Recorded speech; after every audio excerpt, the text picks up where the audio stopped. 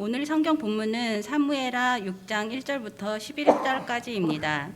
다윗이 이스라엘에서 뿌리 뽑은 무리 3만 명을 다시 모으고 다윗이 일어나 자기와 함께 있는 모든 사람과 더불어 바알레 유다로 가서 거기서 하나님의 궤를 메어 오려 하니 그 궤는 그룹들 사이에 자정하신 만군의 여호와의 이름으로 불리는 것이라. 그들이 하나님의 궤를 새 수레에 싣고 산에 있는 아비나답의 집에서 나오는데 아비나답의 아들 우사와 아요가 그 새 수레를 모니라.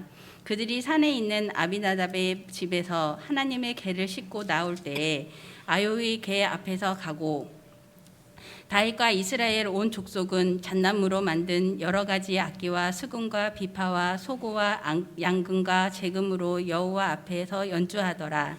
그들이 나곤의 타작마당에 이르러서는 그들이 띠므로 우사가 손을 들어 하나님의 궤를 붙들었더니 여호와 하나님이 우사가 잘못함으로 말미암아 진노하사 그를 그곳에서 치시니 그가 거기 하나님의 궤 곁에서 죽으니라. 여호와께서 우사를 치심으로 다윗이 분하여 그곳을 베레스 우사라 부르니 그 이름이 오늘까지 이르니라. 다윗이 그날에 여호와를 두려워하여 이르되 여호와의 궤가 어찌 내게로 오리요 하고 다윗이 여호와의 궤를 옮겨 다윗성 자기에게로 메어 가기를 즐겨하지 아니하고 가드 사람 오벳에돔의 집에서 메어 간지라. 오벳에돔의 집으로 메어 간지라. 여호와의 궤가 가드 사람 오벳에돔의 집에 석 달을 있었는데 여호와께서 오벳에돔과 그의 온 집에 복을 주시니라. 이는 하나님의 말씀입니다. 하나님 감사합니다. 한 주간 잘 지내셨습니까? 예. 여러분들 기도해 주시고 또 염려해 주신 덕에 제 아내는 시술 잘 받고 금요일 날 퇴원했어요. 저를 피해서 지금 처가에 피신해 가 있습니다. 제가 아직 코로나 이제 해제는 됐는데 아직 여러분 보시는 것처럼 기침이 계속 있고 그래서 단무가 좀 이렇게 피신해 있는데 지지난주부터 2주 동안 어떻게 보냈는지 정신없이 보냈어요. 미리 목회 계획 세미나는 뭐 몇 개월 전에 이미 이제 계획이 되어 있어서 이렇게 준비가 됐었는데 이제 그 이후에 이제 제 아내 뭐 시술 일정하고 또 교회 바자회 일정들이 이제 잡히면서 이게 될까? 그래서 어떻게 해야 되나 고민하다가 겹치지는 않으니까 잘 미리미리 준비해서 그렇게 하면 되겠지 그렇게 생각을 하고 진행을 했습니다. 목회계 세미나 주제가 나의 갈 길 다가도록이라고 하는 주제로 죽음에 대한 내용이었어요. 어떻게 좀 무거운 주제인 것처럼 생각되긴 하는데 제가 이렇게 쭉 그 세미나 주제에 따른 이제 그 강사님들하고 이제 내용들을 쭉 보니까 되게 알차게 잘 준비가 돼서 참석을 했는데 기대한 만큼 되게 좋은 내용으로 함께 좋은 시간들을 이렇게 보냈습니다. 그것까지는 참 좋았는데 마지막 날 그냥 아침부터 몸이 좀 아무래도 좀 이상하더라고. 그래서 마지막 일정은 참여를 안 하고 집으로 이렇게 오면서 그 자가 진단 키트를 했더니 아니나 다를까 확진이 됐어요. 그 뒤로부터 이제 완전히 꼬여서 그렇게 여러분 막 분주하게 이렇게 움직이시는 바자회에는 가서 구경도 못 하고 제가 목양실에 그냥 계속 있었거든요. 거기 이제 힘들면 좀 이제 소파에 좀 누워 있든가 거기 있고 되도록이면 사택도 안 가고. 근데 목양실에 보면 이렇게 CCTV 카메라가 있어요. 거기 막 이 식당 앞으로 확 왔다 갔다 하는 여러분들 이렇게 모습 보면서 얼마나 힘들까. 가서 이제 뭐 준비하는 것부터 해서 또 하루 종일 또 하시고 또 막 철거하시는 모습을 보면서 가시방석에 앉은 것 같더라고요. 또 어쨌든 은혜 가운데 여러분들이 잘 감당해 주시고 또 제 안에 시술하느라고 이제 입원해 있는 일주일 동안도 제가 가 있어야 되는데 또 확진됐으니 가지도 못하고 그 처가 식구들이 동원돼 가지고 그 자리를 또 메워서 어쨌든 여러분들이 빈 자리를 메워 주셔서 그 복잡한 일정들을 그래도 무사하게 잘 감당해 낼 수 있었던 것 같아요. 제가 2주 동안 이렇게 보면서 여러 가지 생각을 했어요. 참 전혀 예기치 못한 왜 하필이면 딱 그때 그 확진이 돼서 그 하나 딱 확진된 곳으로 다 꼬여버렸거든요. 막 얽히고 설키고 돼서 어떻게 해야 되나 막 고민하고 뭐 어떻게 풀어야 되나 이제 그런 생각들을 하고 이제 하나씩 선택해 나가면서 참 상황 앞에서 우리들이 계획하고 이렇게 하면 되겠다라고 생각했고 계획했던 그런 계획들이 얼마나 무기력한지 모르는 거 아니지만 알고 있었던 것이긴 하지만 진짜 참 무기력하구나라고 하는 그런 생각들을 다시금 하게 됐습니다. 한 이틀을 그렇게 아파본 적이 없어요. 저 그렇게 아파본 적이 없었던 것 같아요. 아무렇게 건강하게 살았으니까 뭐 그렇긴 하지만 그리고 나서 한 3일째부터 좀 정신 차릴만 해서 이렇게 보니까 뉴스를 보니까 뉴스도 정신이 없더라고요. 막 뭐 대통령 순방 일정 해외 순방 때문에 나타난 여러 가지 일들 때문에 막 뭐 하여튼 난리도 아니고 급기야는 전 국민이 그냥 억지로 청력 테스트 무슨 수능 듣기 평가하는 것도 아니고 그런 상황으로 내몰리고 그런 것들 보면서 이게 지금 이 일 가지고 일주일 동안 지금 이렇게 해야 되나 싶은 생각이 저만 그랬겠습니까? 다들 그런 생각들이 됐겠죠.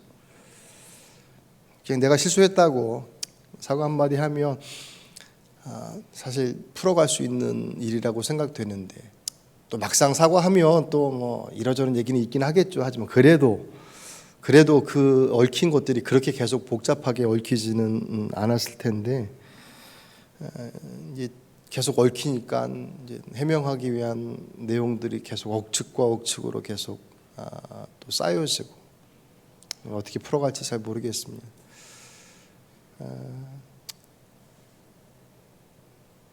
어쨌든 우리가 선택한 대통령이잖아요. 그러니까 대통령께서도 잘 하시려고 애쓰실 것은 분명한데,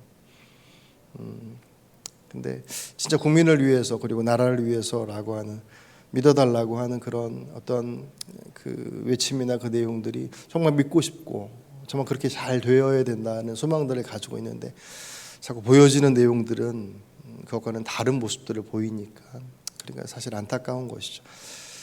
정말 어느 때보다도 대통령을 위해서 기도해야 될 때이고 주변에 있는 이들을 위해서 기도해야 될 때임에 틀림이 없습니다. 단지 그냥 국내외 상황들이 IMF 때보다 더 어려운 상황으로 다가오고 있다라고 하는 어떤 그런 위기이기 때문만이 아니라 어쨌든 우리가 하나님의 백성으로 이 땅 위에 하나님의 나라를 세워가는 사명으로 사는 사람이기에 부름받은 지도자가 주의 뜻을 따라갈 수 있도록 기도하고 협력하는 것은 우리에게 주신 사명이라고 생각이 돼요. 쉽겠습니까? 대통령 일을 감당하는 것이. 오늘 본문에 등장하는 다윗은 쉬웠겠습니까? 다윗도 어려웠어요. 그러니까 우리의 뇌리 속의 다윗은 대단히 훌륭한 왕으로서 기억되어 있고 정말 그렇게 그 일들을 잘 감당했던 왕임에 틀림없어요. 그런데 사무엘서를 이렇게 보면 다윗이 왕이 된 과정도 녹록지 않았고 사실 이미 오래전에 하나님께 사무엘 선지자를 통해서 이스라엘의 두 번째 사울의 뒤를 이어서 왕이 될 사람은 다윗이다라고 이미 말씀하셨잖아요. 그래서 기름 부으셔서 다윗도 자기가 왕이 될 것을 알았어요. 그런데 기름 부음 받고 나서 곧바로 왕이 되지 않았죠. 거의 10년이 넘는 시간을 정말 말도 안 되는 이유로 쫓겨다니는 그 도망자 신세를 통해서 그네 왕의 수업을 받습니다. 왕이 될 수업을 왕궁에서 받지 않고 광야 한복판에서 생사가 오가는 그 상황 속에서 그가 그 과정들을 밟아가면서 준비되어서 갔어요. 그렇게 하다가 결국은 이제 사울이 죽잖아요. 전쟁터에서 죽고 나서 다윗이 왕이 됩니다. 근데 여러분 사무엘서 우리가 지금 큐티 본문으로 보고 있는데 계속 보고 계시죠? 예. 매일매일 못하시더라도 이렇게 쭉 한번 우리 큐티 교재 이렇게 훑어라다 보시면서 맥을 쭉 같이 따라오시면 좋을 것 같아요. 사울이 죽어서 바로 이스라엘의 왕이 되었으면 좋았을 텐데 그것도 반쪽짜리 왕이 돼요. 왜냐하면 우리가 보기에 당연히 사울의 뒤를 이어서 왕이 될 2대 왕은 다윗이라고 하는 것이 자명하지만 그 당시에 이스라엘의 상황 속에서는 왕의 정통성은 다윗에게 있지 않고 사울에게 있었다고 생각했어요. 그래서 사울의 마지막 막내 아들인 이스보셋이 사울의 뒤를 이어서 이스라엘의 왕이 되고 다윗도 왕이 돼요. 어떻게 이 한 나라의 두 왕이 섰느냐? 결국 아직 이스라엘이 통일이 되지 않고 지파별로 움직이고 있었기 때문에 다윗은 유다 지파만의 왕이 되고 이스보셋은 나머지 11지파의 왕이 돼요. 그러니까 사실은 정통성이나 물리적으로 지파의 배분으로 봤을 때 이스라엘의 왕은 다윗이기보다는 이스보셋이라고 보는 게 더 그 당시에는 더 정통성을 가지고 있었습니다. 그렇게 7년 반을 보내요. 근데 하나님의 뜻은 그들이 정한 정통성이 아니라 하나님께서 계획하심 속에서 진행되어지는 것이었기 때문에 결국은 이스보셋이 그들의 신하에 의해서 암살을 당합니다. 그래서 결국은 다윗이 왕이 되죠. 그리고 나서 다윗이 이스라엘 전체의 왕이 되고 나서 그가 진짜 이스라엘 전체의 왕으로서의 모습을 이루는 데 있어서 마지막 퍼즐 한 조각과 같은 것이 뭐였냐면 하나님의 교회였어요. 왜냐하면 정치적으로나 여러 가지 면에 있어서 왕으로서의 이제 자격들은 갖췄어요. 그런데 이스라엘이 신앙 공동체잖아요. 이스라엘에게 있어서 왕의 그 권위는 내가 왕이야라고 하는 그 왕권으로서의 어떤 직분보다도 더 위에 하나님께서 그를 인정하신다라고 하는 그 하나님의 권위가 그 안에 함께 이루어질 때 그제서야 진정한 왕이 돼요. 왜냐하면 사울도 하나님께서 기름 부어서 세우셨잖아요. 이스라엘 백성들 또한 근데 다윗이 기름 부음 받을 때는 그 식구들만 모였었단 말이에요. 그러니까 이스라엘 백성 그 어떤 누구도 다윗의 왕됨을 인정하는 것에 있어서 객관적으로 인정하려 하지 않았어요. 그러니 하나님의 궤가 이스라엘의 다윗성, 이제 예루살렘 성이죠. 예루살렘 성에 와 있다는 것은 다윗에게 있어서 사울의 뒤를 이어서 이스라엘의 두 번째 왕이라고 하는 정통성을 보장해주는 가장 강력한 열쇠였어요. 그러니까 기본에 이미 하나님의 성막이 있었어요. 그러니까 하나님의 궤는 사실 기럇 여야림에서 그쪽으로 가야 맞아요. 그런데 다윗이 그것을 성막으로 보내지 않고 자기의 왕궁 곁에 그 회막을 짓고, 그러니까 천막을 지은 거죠. 그리고 그 안에 하나님의 궤를 모신 이유는 그가 정말 하나님과 함께 하고 싶은 그 마음도 분명히 있었죠. 그게 더 크죠. 하지만 정치적인 면에서 본다고 한다면 백성들에게 있어서 하나님의 궤가 다윗과 함께 하고 있다라고 하는 그것, 하나님께서 그것을 허락하셨다라고 하는 그것은 다윗에게 있어서는 어떤 것보다도 그의 정통성을 보장해주는 가장 강력한 힘이 되었습니다. 그래서 다윗이 그 일을 추진하는 거예요. 하나님의 교회, 그건 하나님의 인재의 상징이거든요. 다윗이 그 일을 이루기 위해서 얼마나 노력했는지 몰라요. 그런데 그 하나님의 상징, 하나님은 복의 근원 되시잖아요. 근데 그 복의 근원 되시는 그 하나님과 하나님의 교회를 하나님을 상징한 하나님의 교회가 있는 그곳에 주변에 있는 사람들은 복의 근원 되신 그분과 함께 하고 있음에도 불구하고 어떤 이들은 그 복을 누리는 이가 있는가 하면 어떤 이는 그 복과는 전혀 상관없는 것처럼 살아가는 모습들로 나누어집니다. 우리가 오늘 이제 보게 될 내용이 우사와 오베데돔의 모습을 통해서 하나님의 궤를 사이에 두고 이 두 사람의 운명이 완전히 갈라져요. 다음 주에는 다윗과 그의 아내 미갈의 모습을 보면서 그 하나님의 궤를 사이에 두고 그의 모습들이 어떻게 갈라지는지를 보고자 합니다. 왜 그랬을까? 왜? 하나님의 궤, 하나님은 복의 상징이신데 복의 근원이시고 그분과 함께함으로 인하여서 그분께서 계획하신 것들을 그 자녀들에게 주시기를 작정하신 분인데 왜 누구는 그것을 누리고 왜 누구는 그로부터 벗어나는가? 그 차이는 하나님이 차별해 있지 않고 그 하나님을 바라보고 있는 그들의 태도와 자세로부터 나눠집니다. 다 보는 입장의 차이가 있잖아요.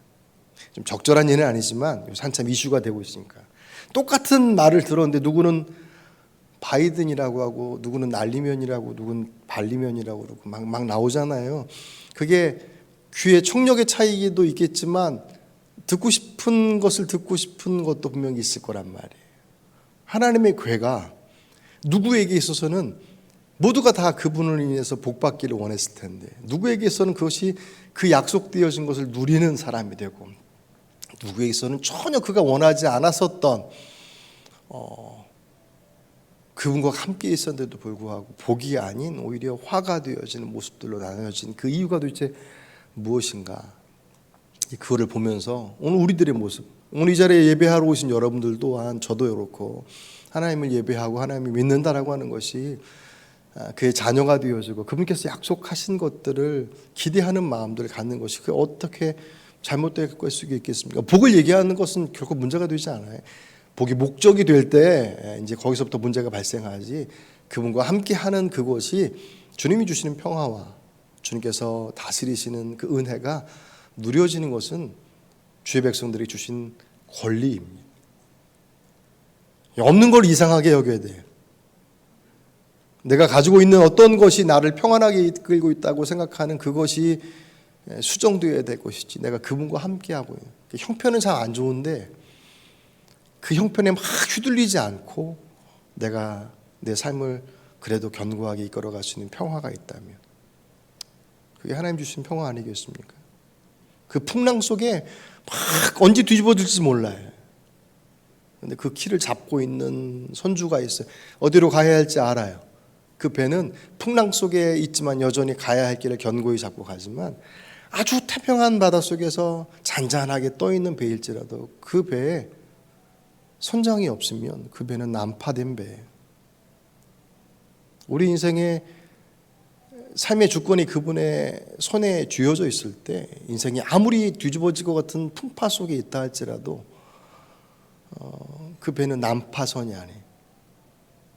그 속에서 인도이신 길은 따라서 가다 보면 예배하심의 모습들을 반드시 누리게 될 것이고 아무리 지금 태평세월의 모습을 갖고 있다 할지라도 내 인생의 그 킥대가 그 운전대가 내 주님 아닌 내가 쥐어들고 있든가 아니면 다른 무언가가 붙잡고 있다고 한다면 그 배는 그 인생의 배는 난파선이라고 해도 그렇게 지나치지 않습니다. 오늘 오베데돔 그리고 우사와 오베데돔의 모습을 보면서 오늘 우리의 신앙, 저와 여러분의 신앙을 다시금 좀 점검하는 시간이 되시길 바랍니다.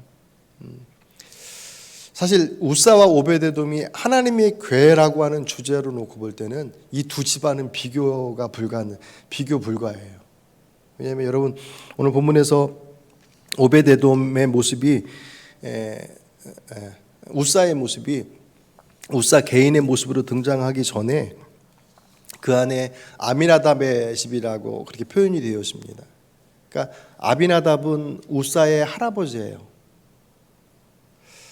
성경에 이제 이 본문에 대한 해석을 보면 우사가 그 하나님의 교회를 모시고 있는 지가 한 20년 됐다라고 표현하는데 그것은 우사가 모시고 있는 시간이었지 그 집안 아비나답의 집에 하나님의 교회가 온 때로부터 보면 거의 한 70년의 시간을 그 집안에서 모시고 있는 거예요. 왜냐하면 하나님의 교회를 잃어버렸던 때가 언제였냐면 사무엘 선지자가 어렸을 때였잖아요. 아시죠? 찾아보십시오. 사무엘상 전반부에 보시면 엘리 제사장의 두 아들 홈리와 비나스가 블레셋의 전쟁터에 나갔다가 1차 전쟁이 패하고 나서 2차 전쟁을 준비하면서 우리가 왜 졌지? 그러다가 하나님의 교회를 안 갖고 나가서 그랬어. 그렇게 생각하고 하나님의 교회를 들고 나갔다가 거기서 교회를 빼앗기잖아요.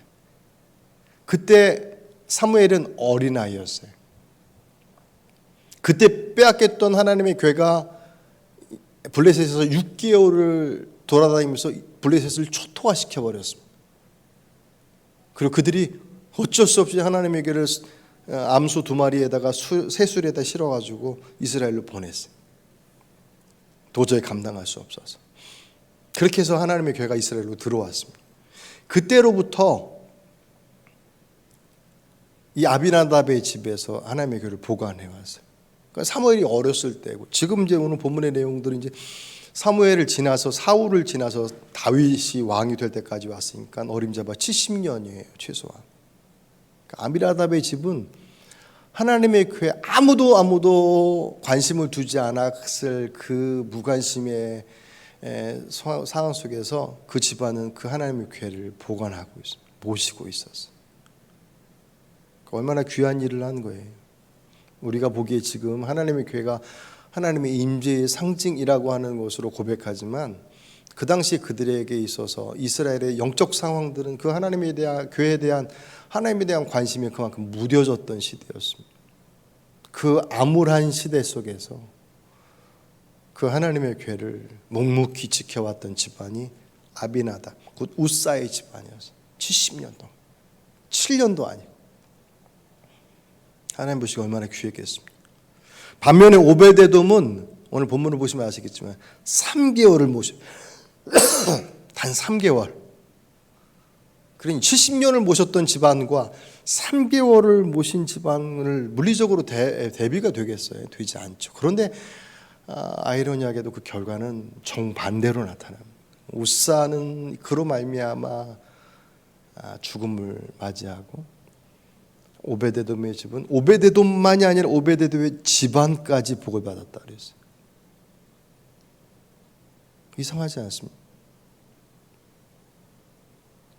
어떻게 그런 일이 있을 수 있을까?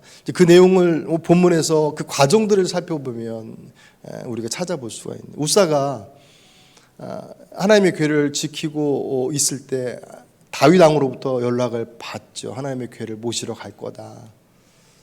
준비해라. 준비하고 있었을 때 다윗이 3만 명의 군사와 함께 정말 웅장한 성가대를 다 동원해서 오늘 본문을 보시면 막 그때는 그 정말 웅장한 그리고 정말 축제 최고의 축제의 자리였습니다. 하나님의 교회를 새 수레에 실어서 옮겨 오고 막 풍악이 울리고 막 그 성대한 그 이동의 장면들이 쭉 진행되는데 야곤의 타작마당에 이뤘을 때 갑자기 소가 하나님의 교회를 싣고 있는 수레, 그 수레를 끌어가고 있던 소가 나곤의 타작마당에서 갑자기 뛰어요. 그때 우사가 그 하나님의 교회를 붙잡습니다. 아마 떨어질까라고 넘어져서 이렇게 떨어질까 걱정돼서 붙잡았겠죠. 그 붙잡는 순간 우사가 그 자리에서 죽습니다. 그 자리에 즉사를 해요. 다윗이 그 안에 그 상황을 보고 오늘 본문을 보시면 화를 냈다 그랬습니다. 그리고 두려워서 그 하나님의 교회를 오베데돔의 집에 밀어놓고 자기는 그냥 가버려요. 이 장면을 보면 왜 하나님께서 우사를 죽이셨을까? 그 물음은 이 본문을 볼 때마다 사실 묻지 않을 수 없어요. 정확하게 우사가 하나님의 그 우사의 죽음이 있게 된 원인은 민수기서 5장에 보시면 하나님의 성물, 성소에서 보관되고 있던 하나님의 궤뿐만 아니라 다른 뭐 진설병이라든가 여러 가지 하나님의 그 성막 안에 있는 기물들을 옮길 때 정해진 룰이 있었어요. 거기에 민수기 4장 15절에 보시면 이렇게 규정해 놨습니다.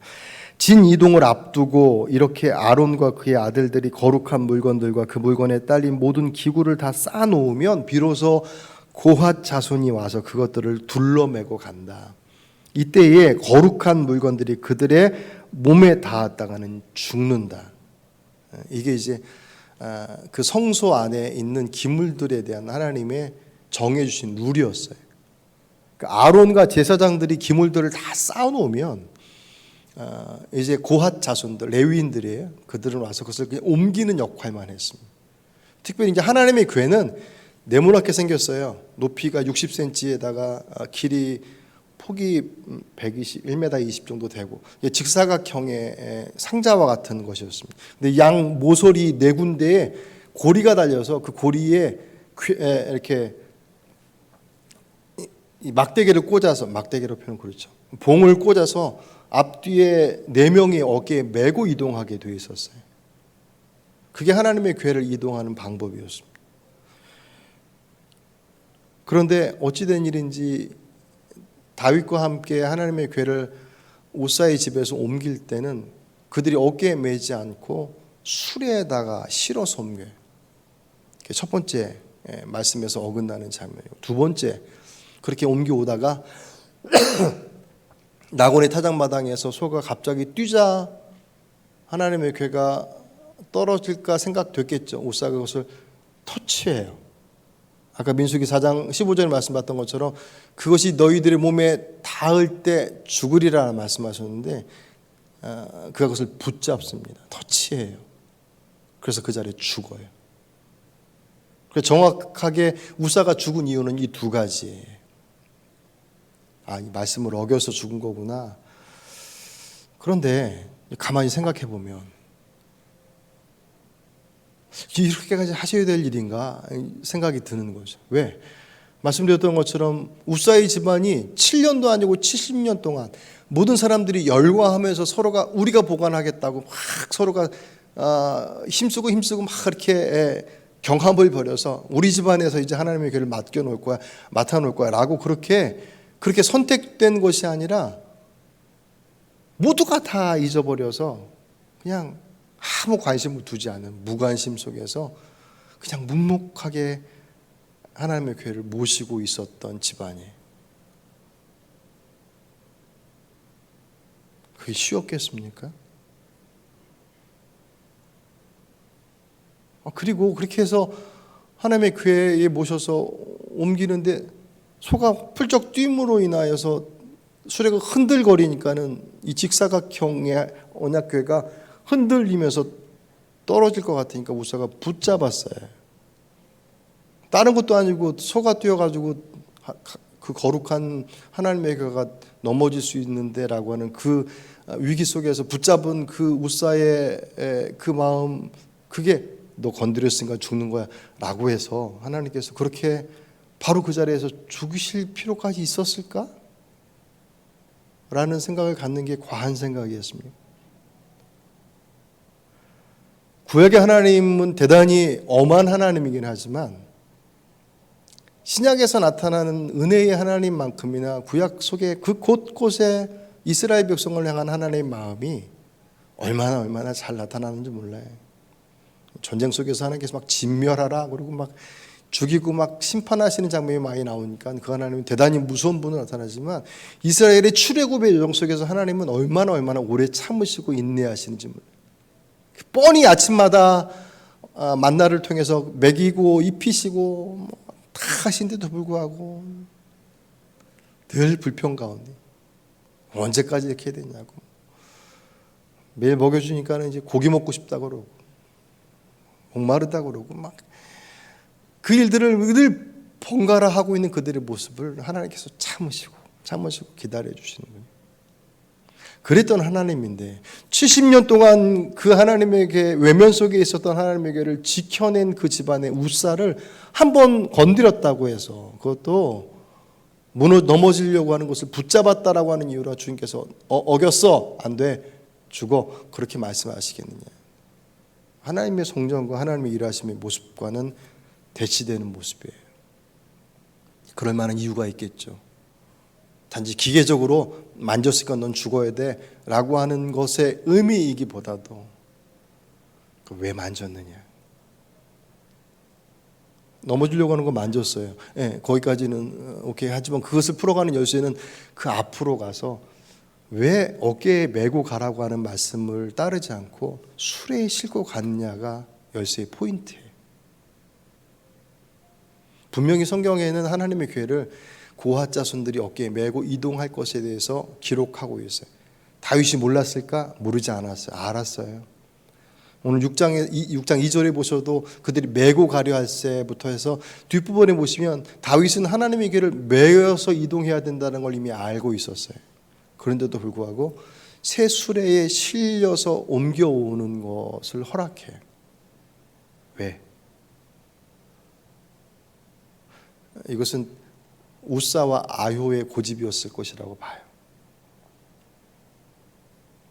그들이 왜 어깨에 매지 않고 수레에 실었는지에 대한 정확한 이유는 나타나지 않아요. 그런데 블레셋에서 이스라엘로 넘어올 때 정확히 그 블레셋에서 준비했었던 새 수레에 하나님의 교회가 옮겨져 왔어요. 그것을 예로 했을지 아니면 그래도 하나님의 교회가 70여 년 만에 이제 성으로 들어가는데 괴로 옮겨져서 그렇게 초라하게 하지 말고 그래도 좀 보함직하고 좀 웅장하고 지금 얼마나 이 성대한 일이냐. 하나님의 교회에 모셔서 이렇게 가자라고 고집했을지도 모르겠어요. 정확한 이유는 모르겠지만 그것을 주도했던 것은 다윗이기보다는 우사와 아효였을 거예요. 왜냐하면 다윗이 우사가 죽고 나자마자 그 자리에서 곧바로 화를 내. 누구에게 화를 냈겠습니까? 하나님께 화를 냈겠습니까? 우사에게. 그 상황이 다윗에게서는 화가 나는. 왜? 그렇게 하지 말라고 그랬는데. 우사에 대한 화일 수도 있고 화이기도 하고 자진에 대한 화이기도 하고 지금 얼마나 준비를 해서 이스라엘의 이제 왕으로서 드디어 통일 이스라엘을 이루고서 그 일들을 이루는 데 있어서 이제 마지막 퍼즐이에요.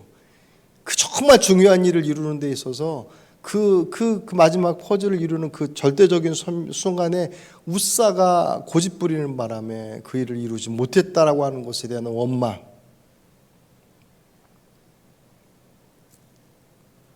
그 정도로 우사와 아효의 권세가 높았어요. 왜요?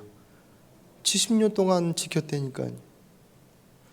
모두가 다 외면하고 있을 그때에 우사의 집안이 70년을 지켜내므로 그 하나님의 교회에 대한 마치 소유권을 가지고 있는 것처럼 그 권세가 그들에게 주어졌어요. 문제는 그들이 그 아효와 우사의 그 말에 그 힘에 그 권위에 눌린 것만큼이나 그들 또한 마치 하나님의 교회를 섬기고 있는 것이 아니라 소유하고 있는 것처럼 생각했다는 거예요. 그랬기 때문에 그 하나님의 교회를 옮기는 수단을 말씀이 아닌 그들의 방식을 선택했어요. 왠지는 설명하지 않아요. 하지만 말씀과 다른 선택을 해요. 어쩌면 그들은 좋은 것이라고 얘기했을지도 몰라요. 더 중요한 근거 중에 하나는 그 하나님의 교회를 붙잡았다고 할 때 그 붙잡다라고 하는 단어가 히브리어로 아하즈라고 하는 단어를 사용해요. 근데 이 아하즈라고 하는 단어가 소유한다는 의미를 갖고 있어요. 내 거야. 이걸 딱 잡았어요. 그러니까 뭐 우리 백화점 같은 데 이렇게 쇼핑하면 이거 괜찮네? 이렇게 만져보는 그게 그때 이 아하즈라는 단어를 사용하지 않아요. 아니 내 거 아니잖아요. 그냥 본 거잖아요. 그런데 이 아하즈라는 단어를 그를 지불해서 내 것으로 삼았어요. 내 거예요. 그때 소유할 때 아하즈, 만졌다라고 붙잡았다라는 그 의미를 갖습니다. 무슨 뜻이냐면 우사에게 있어서 하나님의 교회는 내 거예요.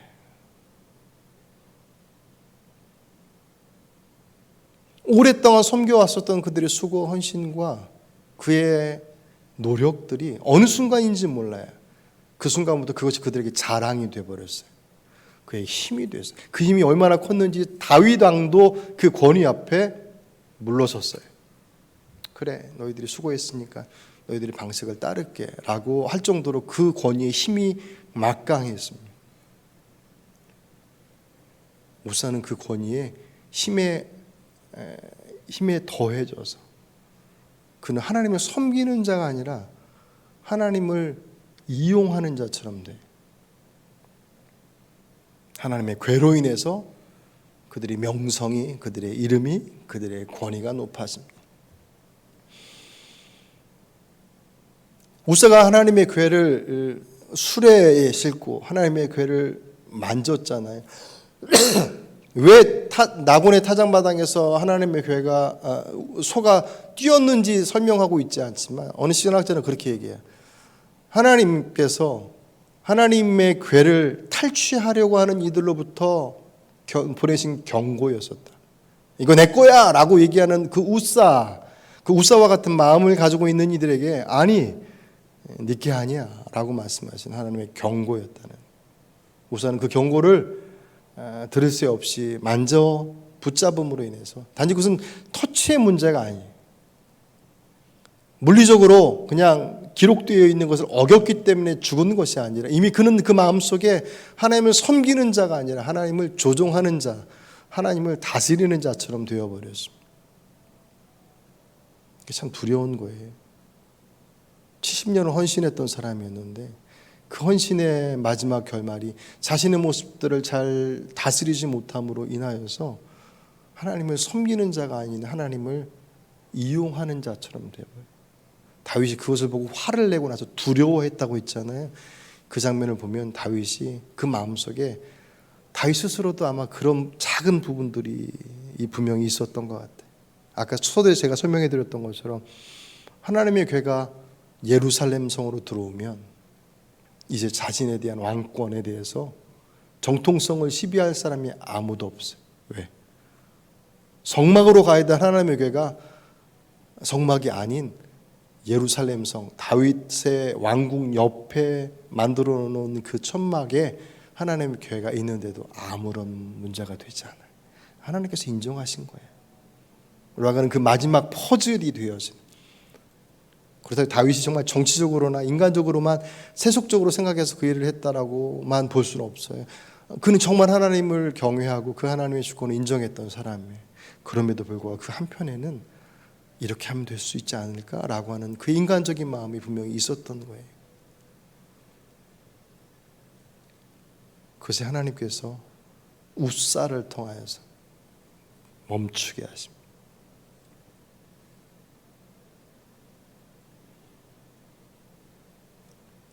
(70년을) 헌신했던 집안의 결과가 비극적으로 나타났다라고 하는 것은 우리에게 대단히 중요한 의미를 던져줘요. 여러분에게서 하나님은 어떤 분이십니까? 그들이 헌신에 부족해서도 아니었어요. 시간이 짧아서도 아니었어요. 그들이 언제 어느 순간인지 모르겠지만 어느 순간부터 그의 열심이 하나님보다 앞서기 시작해요. 그의 헌신이 하나님보다 앞서기 시작했어요. 그때가 바로 그가 죽음의 자리로 들어가기 시작한 때였습니다. 오베데돔은 어땠어요? 오베데돔 여러분 보시면 아시겠지만 오베데돔은 그 상황 속에서 하나님의 궤를 모셨어요. 어떤 마음으로 오베데돔은 하나님의 궤를 모셨을까요? 흔쾌하게 받았을까요? 누가 하나님의 이 상황 속에서 하나님의 궤를 흔쾌하게 받았겠습니까? 아니 70년을 모셨던 집안의 우사도 터치했다고 하는 것 때문에 죽어나갔어요.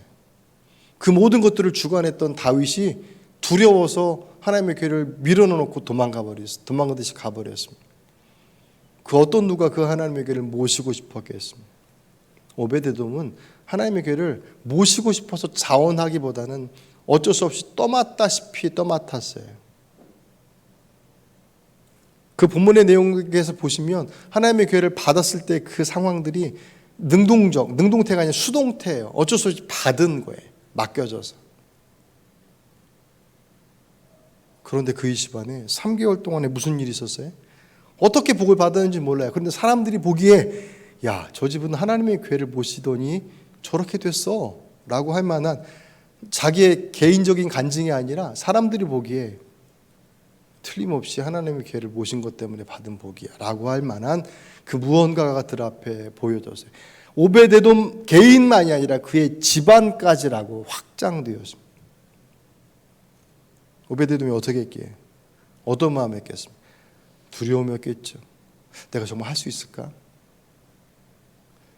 우사도 못한 일인데 내가 가면 어떻게? 하지만 그 두려움 속에서 그가 그 하나님의 교회를 받아들이는 순종의 자리로 가요. 그게 흔쾌하지 않았을 거예요. 하지만 어쩌면 어쩔 수 없는 상황이라고 하는 그 상황 속에서 받아들인 것일 수도 있어요. 근데 그는 그것을 받아들여요. 그리고 그의 집안에 복이 임해요. 성경은 그가 하나님의 교회에 대해서 어떻게 섬겼는지를 전혀 얘기하지 않아요. 주목하지 않아요. 그가 복을 받은 이유는 하나님의 교회가 함께 했기 때문이다라고 하는 복의 근원이 하나님이심을 주목합니다. 하나님의 교회가 누군가에게는 죽음의 결말로, 누군가에게는 그와 그의 집안에 복이 되는 이유로서 작용한 이 극명한 이 두 가지 모습, 가장 큰 차이점은 결국 그 하나님을 오베데돔은 경외, 두려움 속에서,